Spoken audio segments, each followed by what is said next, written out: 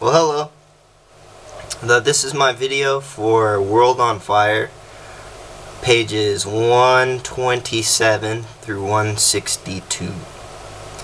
And in these sections, we're talking about the political consequences to globalization. As we learned, right after the fall of the Berlin Wall, America led globalization.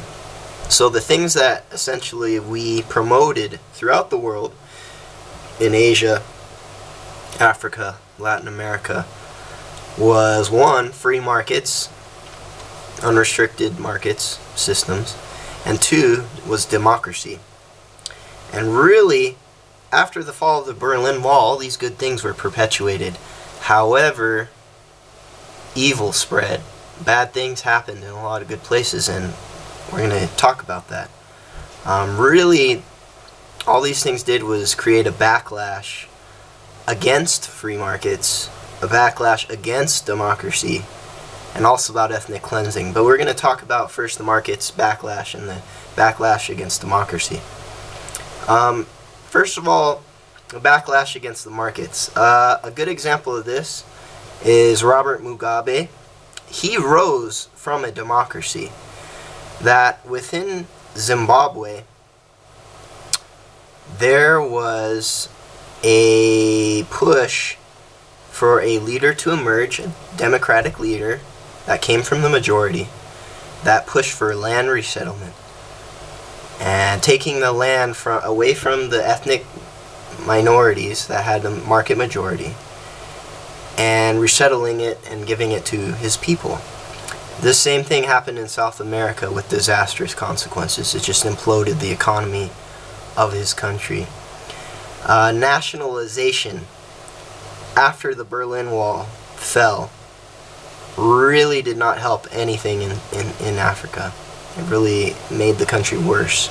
Markets just started to implode after various countries started to nationalize, confiscate their properties from the market leading minorities and give it back to the majorities. That for various reasons this failed. They didn't know what to do, they didn't know how to work the land, how the markets work.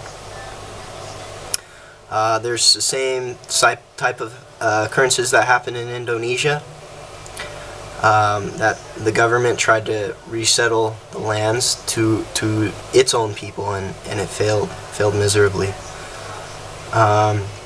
Anti-Semitism has always been a problem within Russia, and really 6 of the 7 oligarchs that took over Russia were Jewish.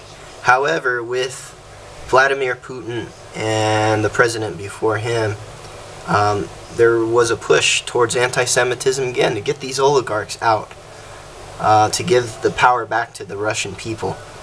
And even to this day, Vladimir Putin doesn't come out openly against 2 of the 7 oligarchs that are Jewish. He doesn't attack them, but he is attacking their Mogul empires. Hugo Chavez is doing the same in Venezuela, taking land back from the latifundia and giving it back to his people. These are all things that are imploding the various markets of these countries. We also have a backlash against democracy, in which leaders rise to power from the ethnic majorities. They're voted in, and they either ethnically resent a certain minority in the country, or they lead to crony capitalism, in which they ally themselves to build up their power status with those market leading minorities. And so one hand scratches the other. The government side protects the market minorities. The market minorities fund the government. So there's a symbiotic relationship between the two, with disastrous consequences.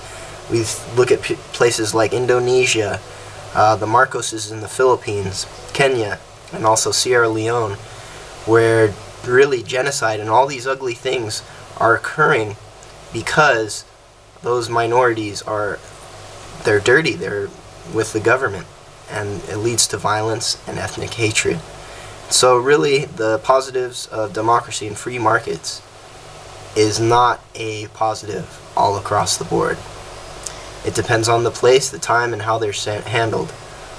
And that's my video for World on Fire, pages 127 to 160.